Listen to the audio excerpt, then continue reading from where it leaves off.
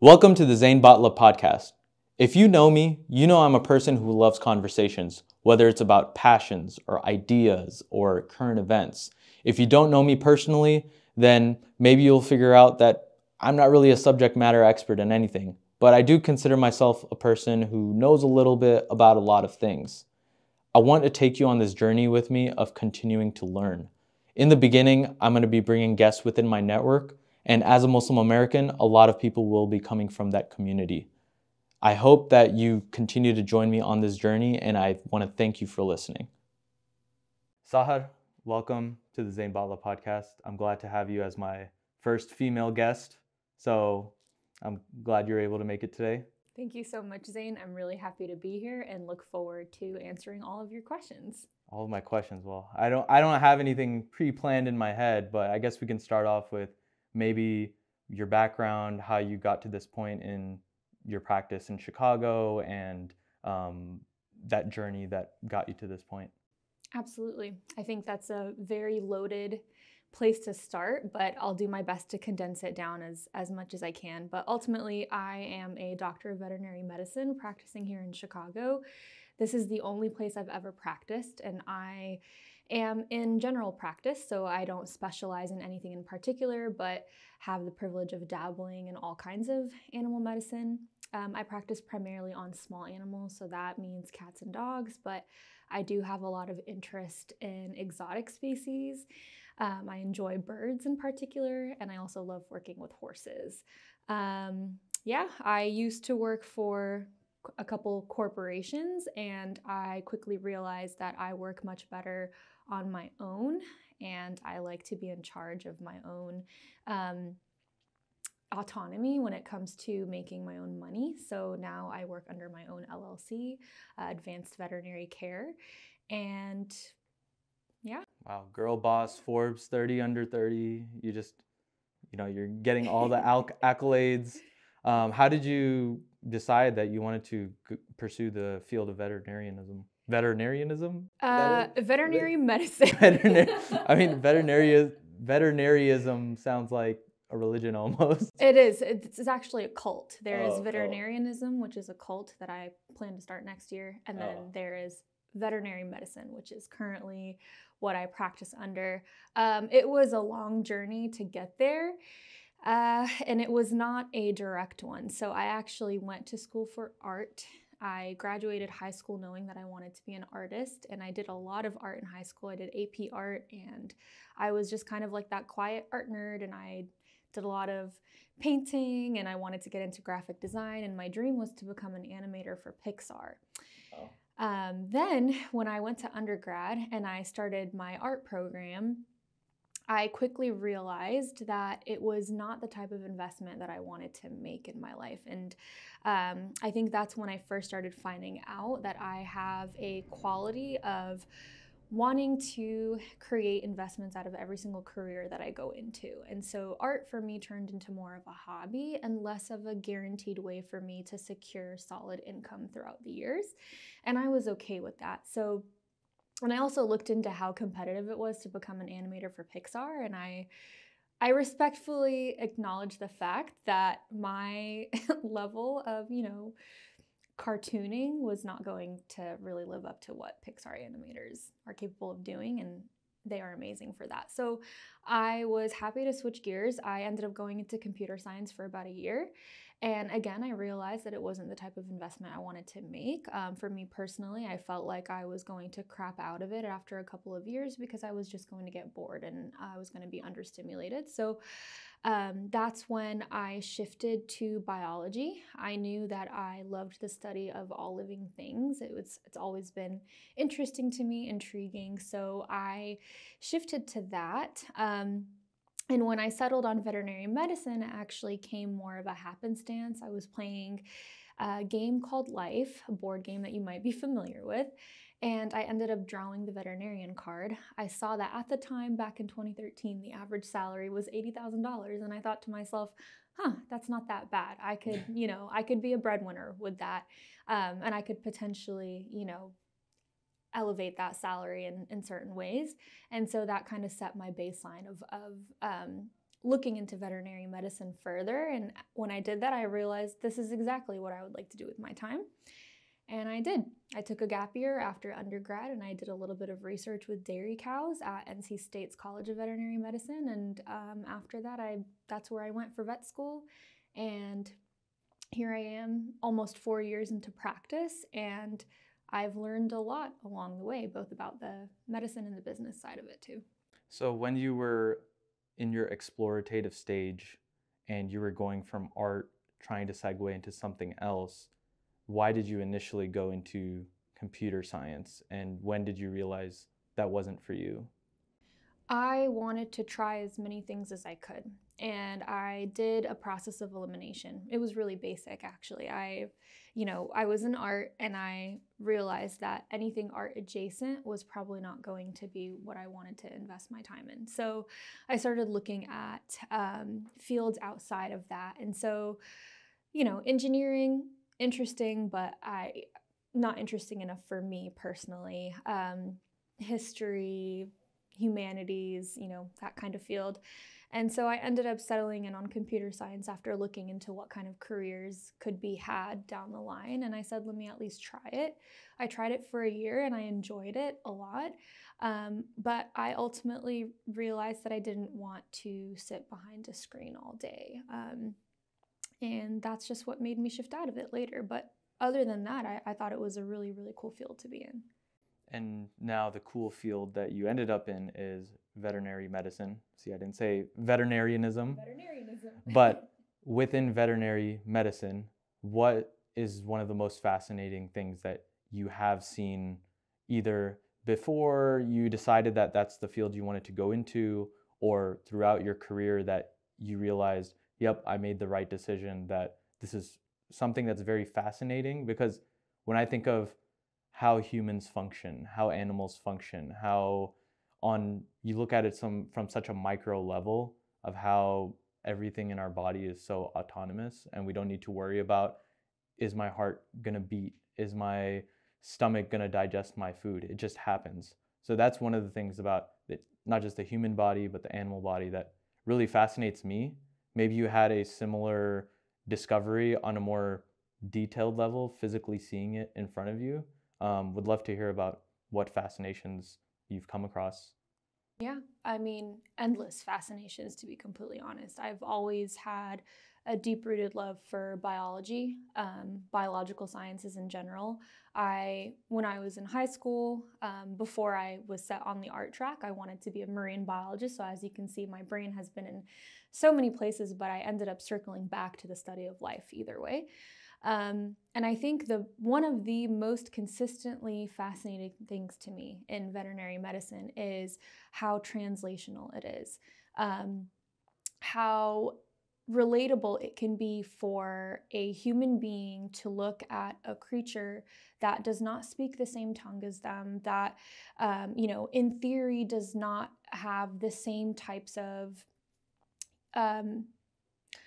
the same way. We don't process things the same way, as in we don't translate things the same way. If I look at an object in my brain, I comprehend it in a certain way, but an animal might do it differently. And so being able to kind of mesh the study of animal medicine and translate it over to human medicine and allow advancements to be made in both of those fields at the same time has been extremely rewarding. And it's just nice to be able to operate as a public health figure, as a confidant, and as someone who's able to maintain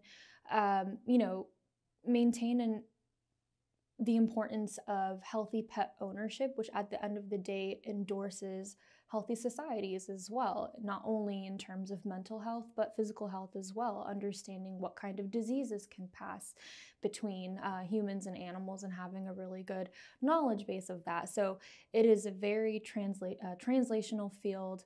And there is a concept called one medicine. And one medicine is essentially that, kind of bringing to light that human medicine and animal medicine at the end of the day is medicine. The studies are the same and they intertwine in ways that synergize each other. And so I think that to me keeps me extremely engaged within the field. Wow, that's a lot. I mean, I think definitely at times you think that for a human, for example, doctors, they probably witness all sorts of diseases and disorders and see their patients in pain, or they may become very invested in a specific patient's health. They have an amazing story. Whereas with animals, obviously you can't maybe learn what their story you can't comprehend their experience at their level, but you can probably still see if an animal is visibly in pain. Do you ever feel emotional when you see an animal in so much pain that it brings out your emotions, it hurts you? And is there an emotion tied to expertise in the veterinary field? Absolutely, there is. There's so much emotion to it. And actually, to your point of not being able to, and I'm sure that this isn't directly what you intended, but it is kind of a common misconception that people have that animals don't express pain visibly to us.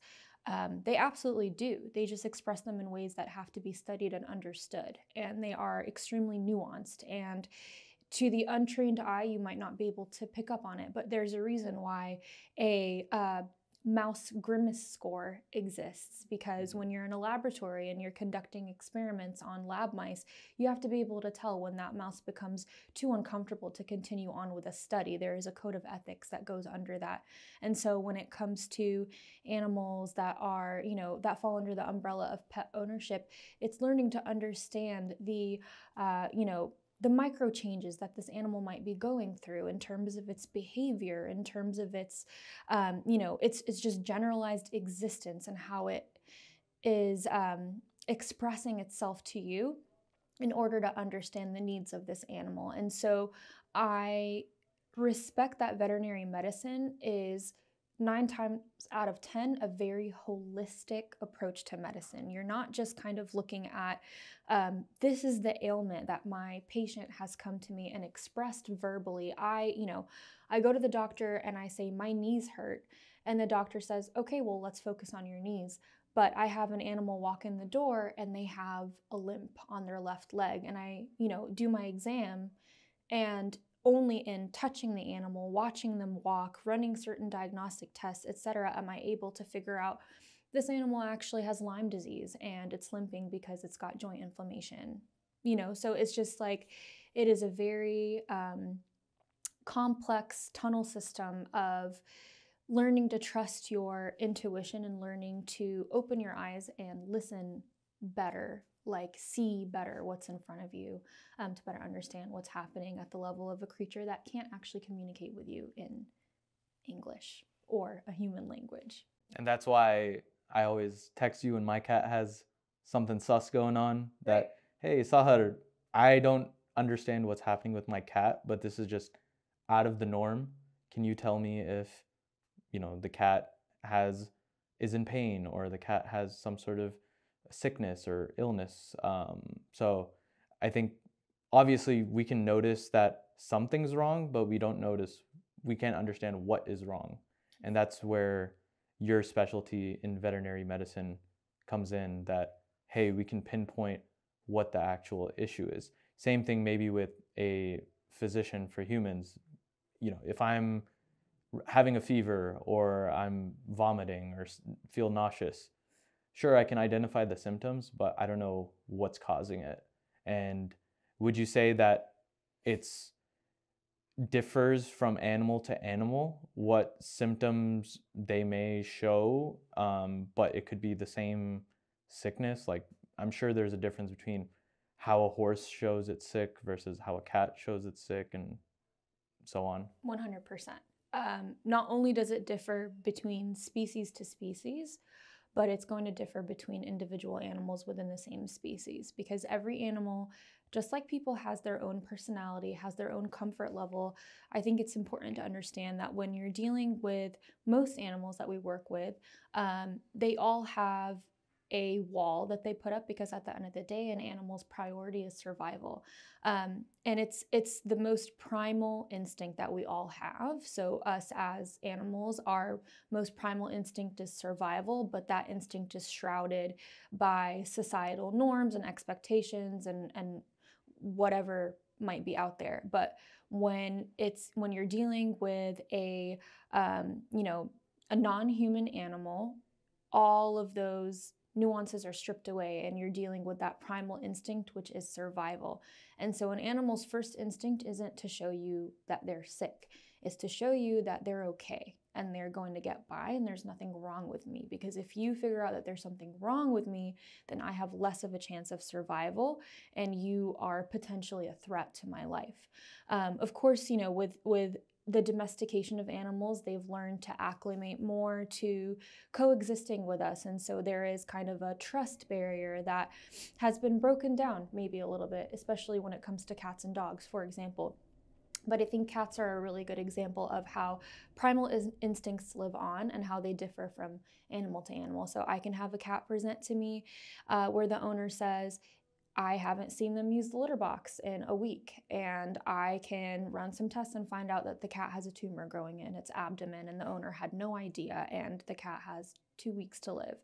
I can have a cat that presents to me for the exact same thing.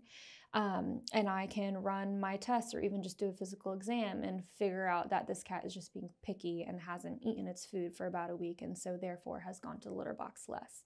And so it's just kind of like learning to ask the right questions and learning to default on conducting a thorough physical exam every single time, which is something that I think human medicine has fallen short in, which it's fallen short, to be fair, in many, many ways. But in this most basic way is the physical exam. In veterinary medicine, it is understood that no matter what, you always conduct a full physical exam, because an animal's not going to be able to tell you where something hurts, or they're not going to be able to verbalize what kind of symptoms they've been feeling and in what frequency. In human medicine, the complete physical exam, in my experience at least, does not exist. Asking questions about a lifestyle, asking questions about dietary habits, about activity, about family history in a more intentional manner rather than just kind of filling out a checklist does not exist anymore, because human medical practitioners simply do not have the time and the resources to be able to practice medicine in the way that it should be. Veterinarians, for now, in most places, we try to make that time.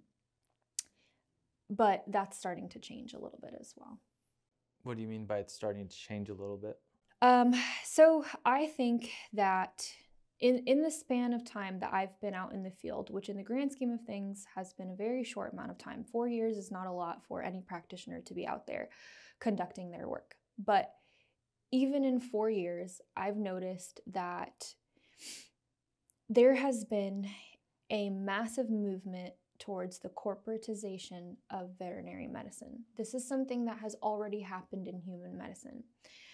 When institutions become corporatized, essentially they go from becoming, their own conglomerates that are focused on generating their own revenue and maintaining one little part of a web, one little planet.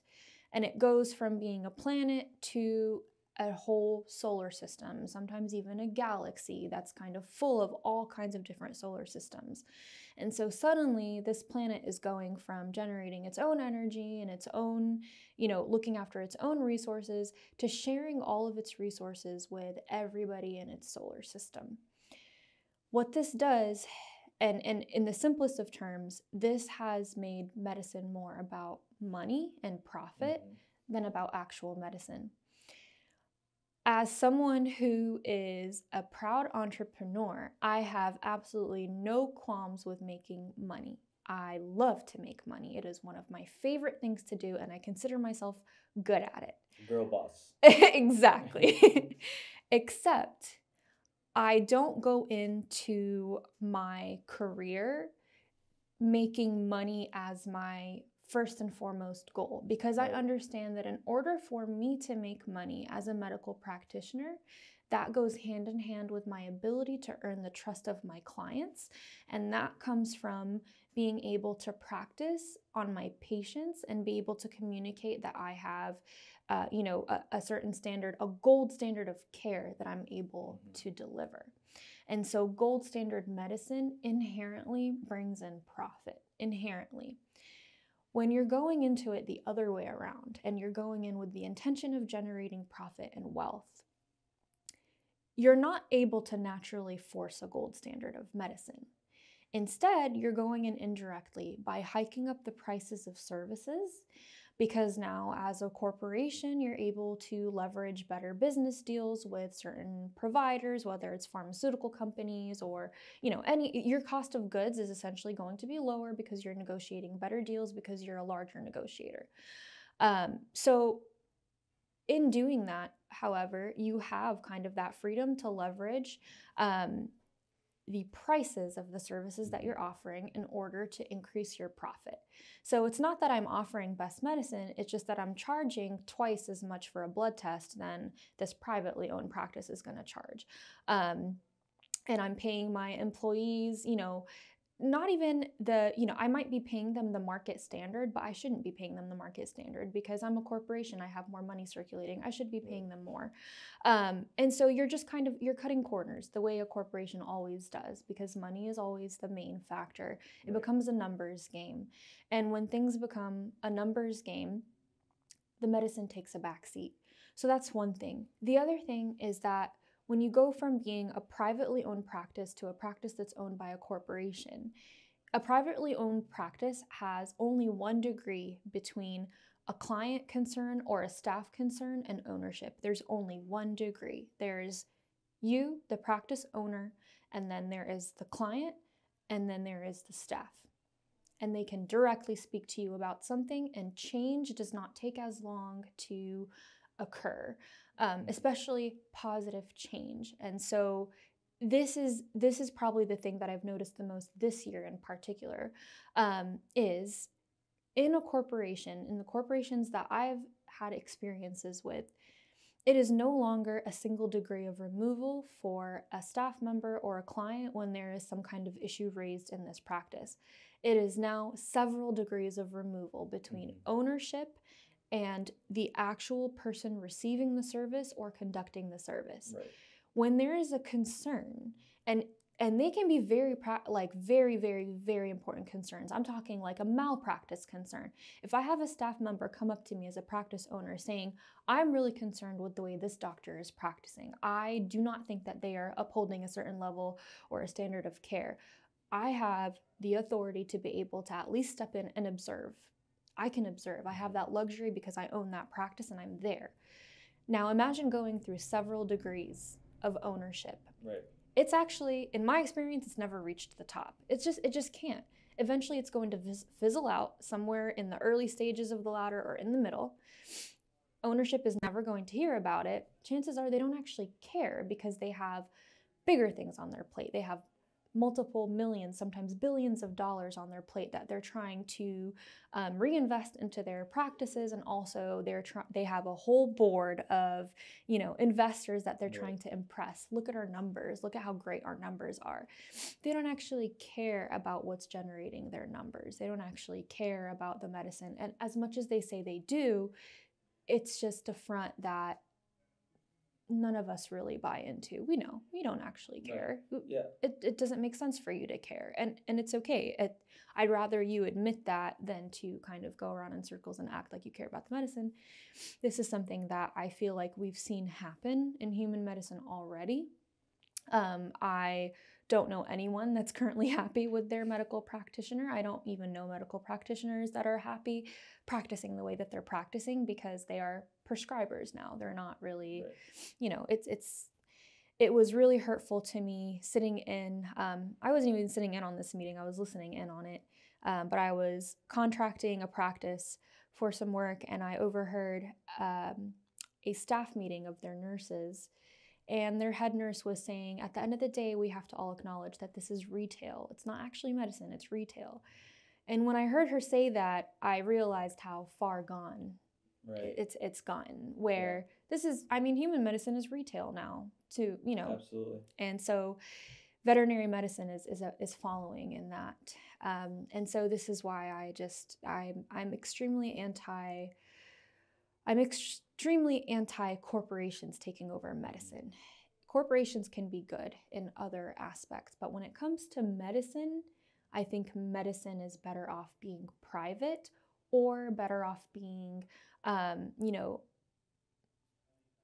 being kind of maintained in a way where the ethics of private is maintained, that culture is maintained. Do I know exactly how that looks like? No, but I think that it is absolutely attainable. I'm glad you mentioned that, because when you're describing about the ongoing problems, what's happening within the veterinary space, I was drawing a lot of parallels with our human healthcare system, because everything is just driven by what these hospital CEOs and what these insurance companies want. Everybody's just trying to make their bottom line. They don't care if the healthcare actually benefits the patient or not, or they don't care if the patient can no longer afford the care. At the end of the day, all right, what is our bottom line? And if you're operating in a way that's very similar to how a corporation would, which is, how do we make our revenue exceed our expenses and make our profits look good year over year? And when you cut back on expenses, and sometimes they're very necessary expenses, and you inflate your revenue by trying to mark up products, hope that people that come in as a patient don't have insurance, or try to get insurance to basically finesse someone to paying more than they're supposed to for a specific medicine or treatment.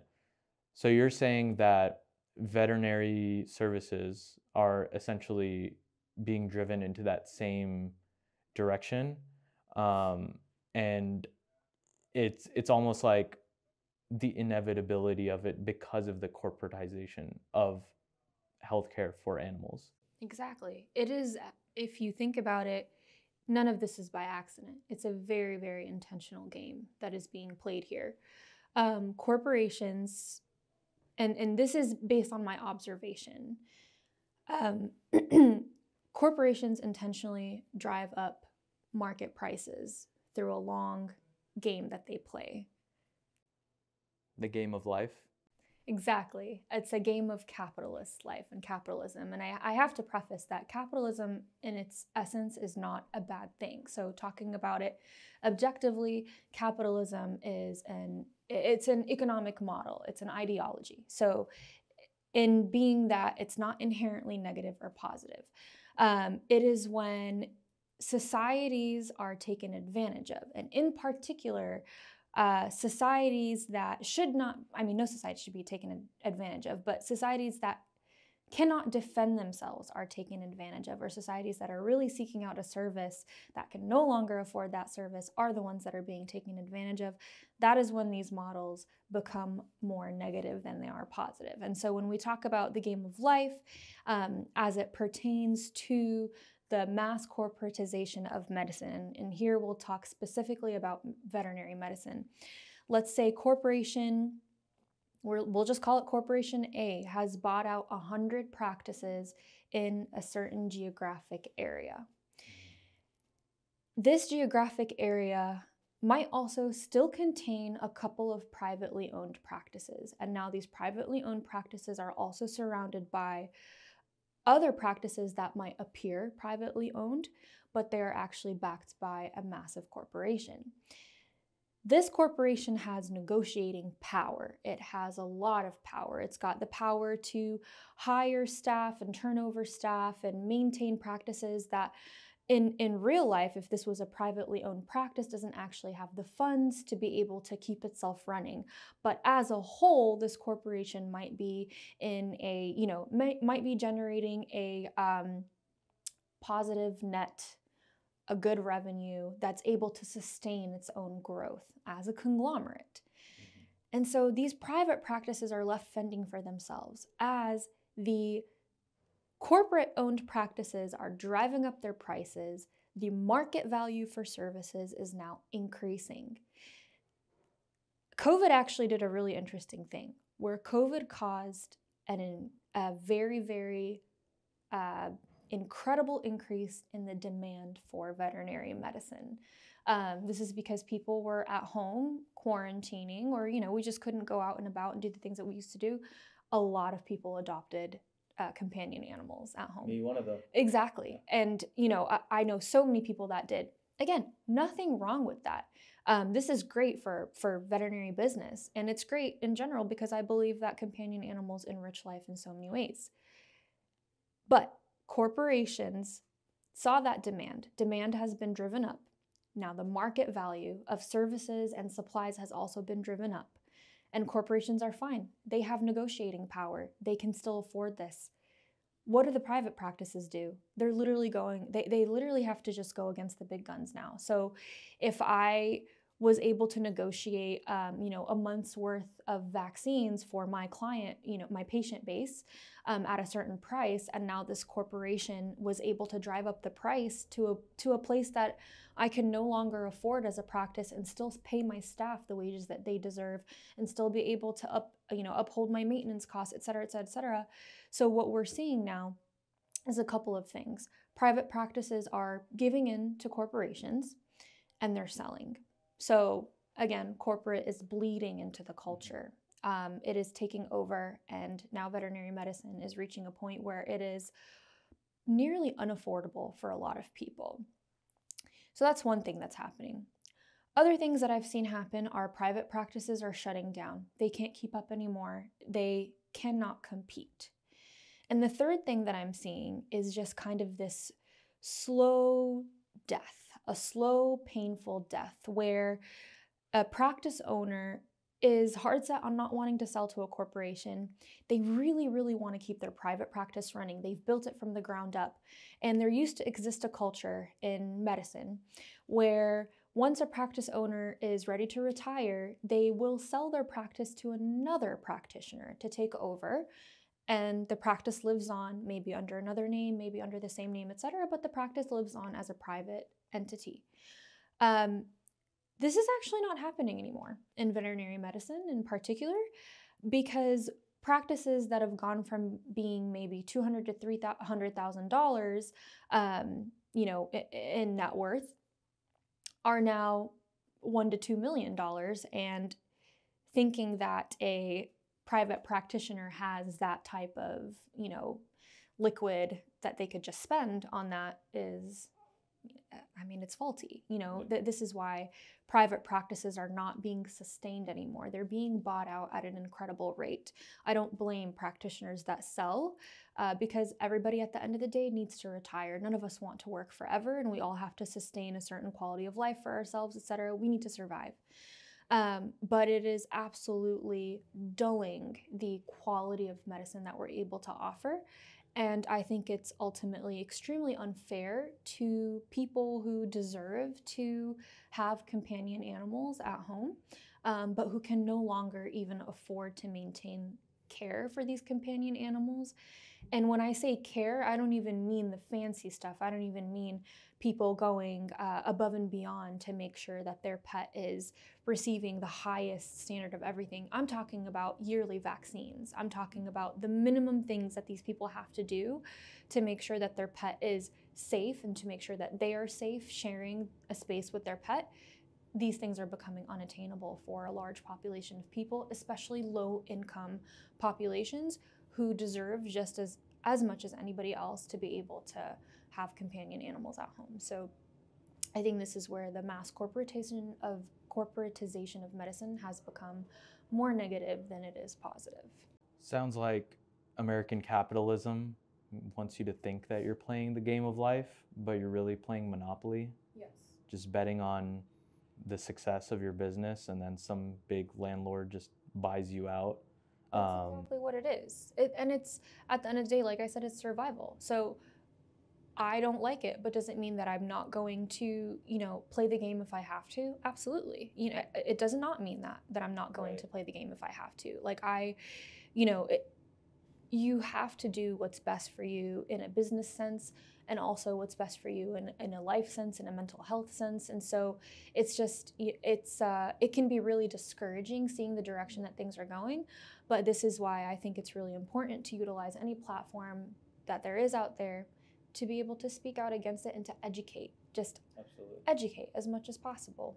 People need to open up their eyes to what's happening. I think that my clients deserve to understand why things have become so expensive.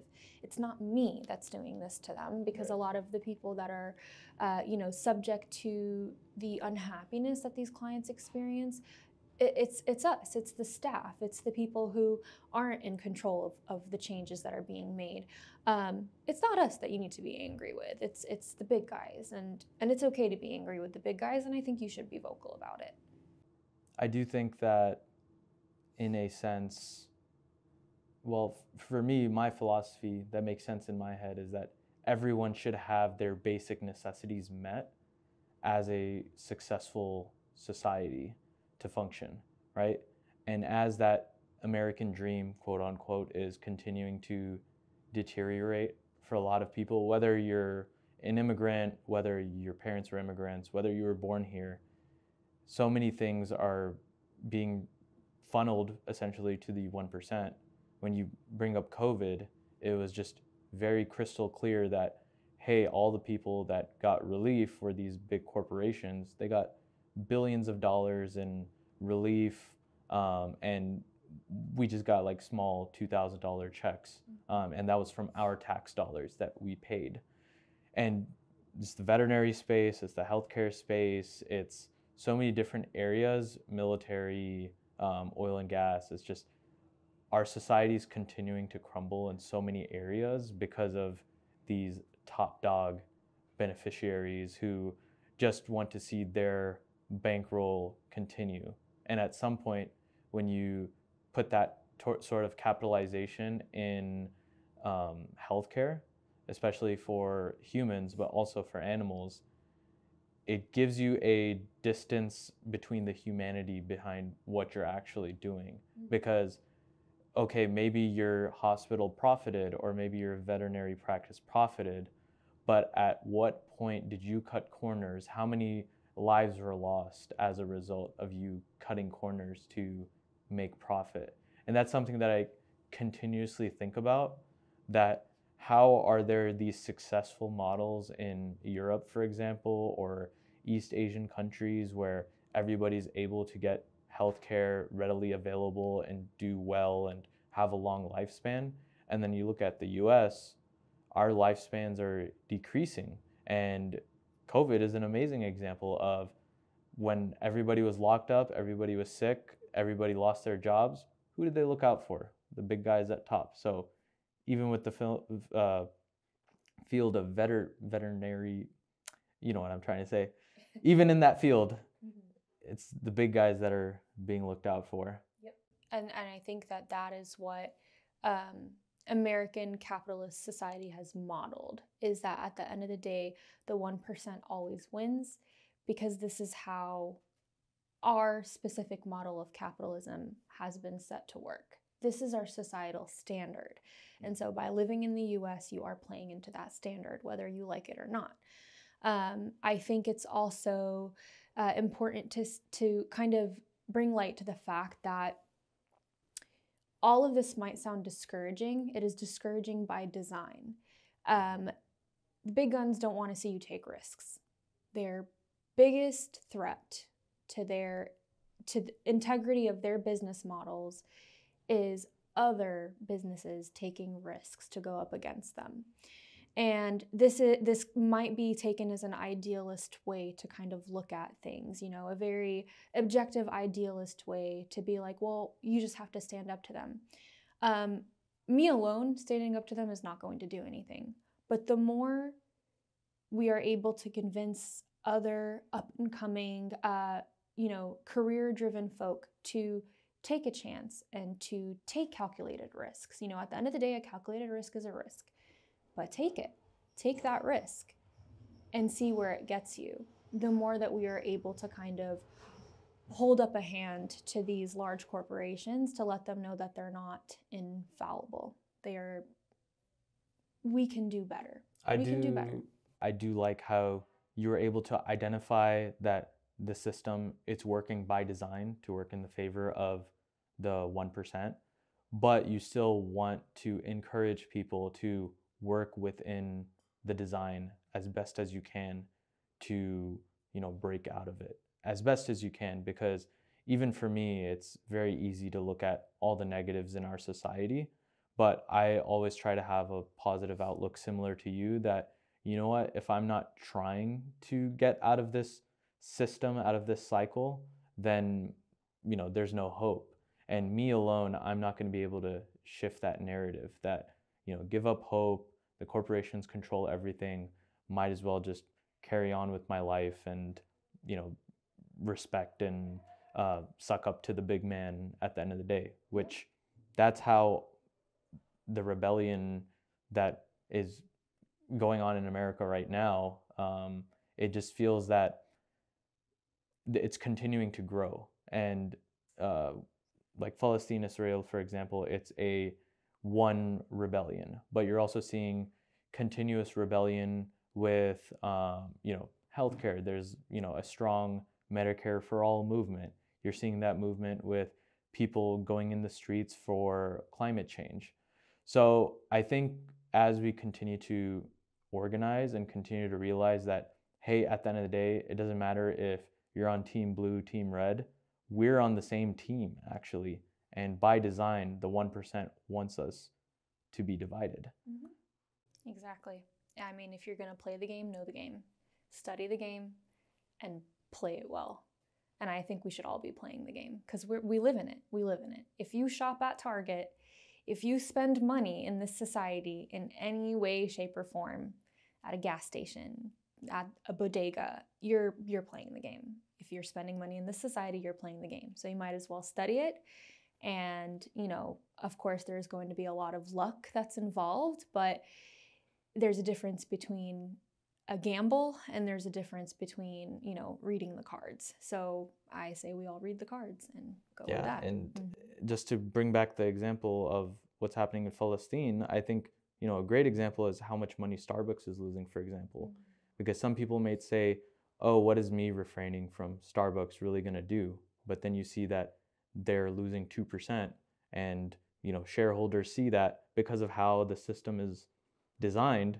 When you see a drop in your profits or a drop in your revenue, then your business essentially loses value and that puts pressure on them. So I guess in a way, I'm saying we because we have to come together, have to find a way to go against the grain for our standard for healthcare, not just for humans, but for animals. Find that way of how are we going to attack the big man here from controlling everything, from making all the decisions in terms of profits and not healthcare, because the way it's set up right now, it's not working. It's not working for 99% of people, and they continue to make money based on people getting sick, not based on people having better health outcomes. So I know I might be going on a tangent here, but I think it all goes back to if you're seeing a problem, a societal problem, whether it's healthcare, whether it's homelessness. In Chicago, you see homeless people all the time, and it's like, well, why is this a problem? And it's by design that we have the resources, we have the ability to fix these problems. It's just a policy choice, and it's very, very unfortunate. But I do appreciate you not losing hope, not saying that this is just how it is, and encouraging, I think the audience as well will really benefit from hearing that message. Yeah, for sure. Can't lose hope out here. Do you think that if it wasn't for money, you would have stick to within the art space, or you still would have? I definitely think I would have stuck in the art space if I'd known that going into the art field would have been a great investment on my end, a guaranteed investment. I was kind of assessing the risks between all of the fields that I tried out, art, computer science, biology, and with each one of them, there was more of a calculated risk. So with art, what was the likelihood of me being able to land a job that wasn't freelancing, to be able to negotiate benefits, to be able to negotiate a salary, etc. Back when I was studying it, it wasn't a very high chance, and I might be ignorant about it now. I don't know how the field has changed, but as far as I know, a lot of freelancing still exists, and that's, I think, the main way that artists out here, make a living is freelancing, and that's great if you're able to actually form a product and set it apart from your peers. For me, that was kind of, too high of a risk for me. I didn't have, you could maybe even say that I didn't have an unwavering interest at the time of dedicating so many years of my life of refining just one product, one niche that I was going to be so good at. I considered myself, a multimedia enthusiast. I like to dabble in all forms of art. And so I've done fine art, I've done graphic design, I've done photography, and that's a lot. With computer science, it was a lot less of a risk in my opinion. It just wasn't interesting. So then, biology to me was the least risky and the most interesting. But had art been less risky for me in terms of a long-term career investment, I 100% would have gone into it full time. You did dabble a bit in the art space this year with your studio. I would love to hear about what inspired your studio, talk a little bit about it, and what's happening with the studio now. Yeah, so Studio Salam was my shot at creating a third space. And so, we talked a little bit about how society has been struggling in so many facets of life, and economics is definitely one of them. But in general, society has been struggling to form and maintain its own communities. And again, I think that that's by design. The way that capitalism encourages all of us to live in extremely individualized manners, that is by design. This benefits a capitalist system at the end of the day. I wanted to create a third space because I believe that third spaces are actually extremely combative to the capitalist lifestyle and mindset, because they garner communities. They garner and they nourish communities. And what happens when you have communities is you have people coming together and sharing ideas and networking and realizing that you actually have a lot more in common with, the person that lives 2 doors down from you that you hadn't ever had a conversation with before. But now that you share a space that's not work and that's not your apartment, you're able to network in a way that hasn't been afforded to you before, and in a way that is with no strings attached, in a way that's not going to cost you $12 for a cup of coffee, and in a comfortable setting. So Studio Salam was and still is, a concept for a third space that is mainly trying to tie communities together through a shared love of creativity. Studio Salam did a really good job of kind of educating people on what creativity meant to us, and it was anything and everything. We loved hearing about people's scientific pursuits as much as we loved hearing about people's pursuits in the fine art. And so Studio Salam, for when we had it open earlier this year, was a physical space. It was like almost like a gallery where we would have artists from the community submit their creative pursuits, their projects, for us to display at the studio and to invite members in the community to come and appreciate it and network and hang out in a space that they wouldn't have to pay to enter. And when we did offer, we would, for example, we had Cafe Salam, which was your idea. Shout out. Yeah, exactly. Your love of creating incredible coffee drinks was an art project in and of itself, and Studio Salam hosted that. And so it was a way for us to encourage people like you with creative entrepreneurial ideas to come and host them out of our space and to have people experiencing them without breaking the bank for anybody involved. And that was a third space and still is a third space. And Studio Salam, when it was running, was, in my opinion, extremely successful. We garnered a lot of attention really quickly. We actually made it into the Chicago Tribune at one point. It was a really, really cool project. We are on hiatus right now because realistically, I was the brainchild of the project, and I, with the help of my loving husband, Ahmed, who was actually on this podcast himself, it was a lot for both of us to maintain together as a long-term project, but it was an incredible trial for us. And it really proved to us that the interest is there. The need is there for creatives to come together and share physical space that isn't, that isn't a corporation or isn't, for example, a business whose sole intent is to sell goods and services. Studio Salam was established as a nonprofit, and that was always our model, is that, and of course, nonprofits don't actually mean what the name implies, in that they're not there to make money. No, but they're there to generate wealth and reinvest that wealth into their mission. And so that's what Studio Salam is. And it was so incredibly fun when we had it up and running. And I don't know what the future holds for Studio Salam. I ran it for as long as I could, and then I was like, it's time for a break. This was a lot to do. And we were actually talking about this earlier, and that I can't believe that it all happened in this year. Right. Studio Salam, we opened it up at the end of February, and then we closed the physical space at the end of August. And it really, in my memory, feels like we accomplished so much for such a short span of time.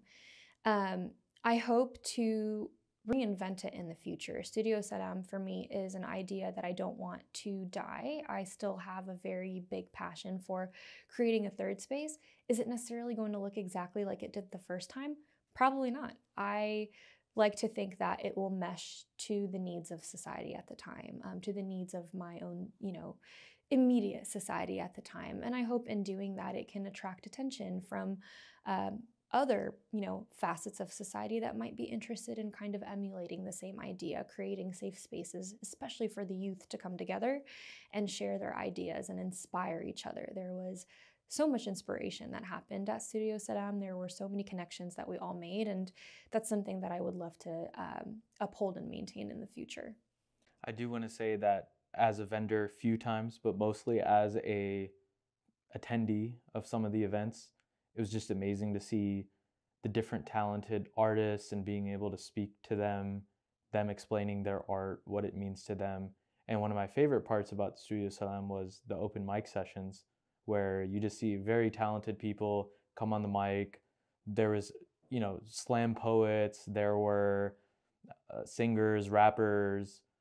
It was very, very good to see that type of creativity, not just within the Muslim space, but there were a lot of people outside of the Muslim community who, this was their first exposure to maybe something within the Muslim community. Because was your vision to tailor it for Muslims or more so by Muslims, or both?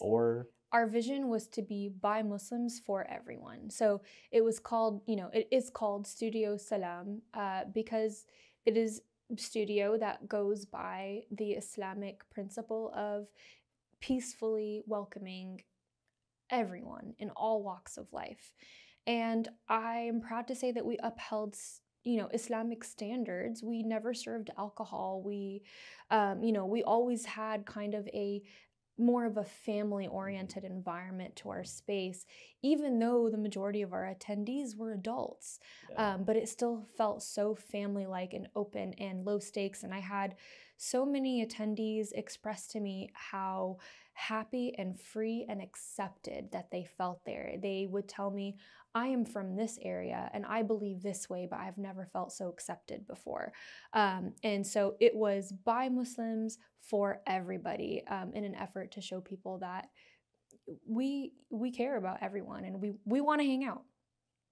I do hope that the physical space, it opens back up, sooner rather than later. I really did enjoy making coffee there, and that's kind of what sparked your love for coffee too. You weren't a coffee connoisseur of any kind. No, not until I experienced the lattes that you made at Cafe Salam, which got to bring that back. Cafe Salam, subsidiary of Studio Salam. Yep. But yeah, I just really enjoyed the space, making coffee, seeing the vendors, just hanging out. So let's hang out again there. Yep. Well, speaking of hanging out, to kind of wrap things up, the viewers don't know this, but me and you know this. We have a understanding that you have quite the admiration for an individual who goes by the name Andrew Huberman. Dr. Andrew Huberman. I should put some respect on it. Right. And the reason I'm even bringing this up is you said at some point, bring him up. So here I am, hanging out with Andrew Huberman. I guess you know that question where they say like, oh, would you rather have $50,000 or dinner with Jay-Z? So let me ask you, should I do 50 or let's do 10? Well, to be fair, because when you asked me the first time, you asked me if it was $10,000 or dinner with Andrew Huberman. If it's $50,000 or dinner with Andrew Huberman, I might have to have a different answer. Ooh, all right, let's do 10,000 then. Okay, because $10,000 or dinner with Andrew Huberman, I can see dinner with Dr. Huberman would be a much better investment of my time. $10,000 in this day and age that we live in is unfortunately not a large amount of money, and it's a amount of money that I'm willing to sacrifice for the larger investment of being able to meet and network with one of the most incredible people that I've ever discovered, someone that shares, my deep-rooted love for biology and all things biology. And it just, I think about the questions that I'd be able to ask and the knowledge that would be shared between us, and I do feel like it could be life-changing. So if we're going to say, would that dinner be worth $10,000? It potentially could have been worth so much more. So I would give up $10,000 for that. But if it was $50,000, that's a little different. I could put a down payment on a log cabin for $50,000. You do have that passion for log cabins. I sure do. We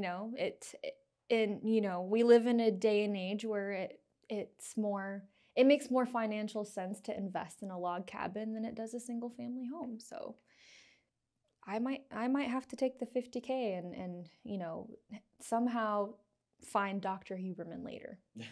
It goes back to the big topic of capitalism. Exactly. That controls everything, controls the housing market too. Exactly. Controls my ability to have dinner with one of my idols. Yeah. I mean, I think the $50K or dinner with Jay-Z, like, it doesn't make sense because he doesn't seem like a social guy in general. Like, what are you going to talk about? I don't really know much about Jay-Z anyway. I don't think Jay-Z knows much about Jay-Z. But with Huberman, I feel, Dr. Huberman, I feel that there's just so much to pick his brain on, and he may pick your brain because he's a neurologist, that maybe I can see the value of that. So I like your answer, and you backed it up with good reasoning. But I think that's a good way to close it out. Sahar, I want to thank you for being on the show. Of course, it was a pleasure, and thank you for hosting, and I look forward to being on the show again if you'll have me. Oh, I will. Don't worry. Thank you.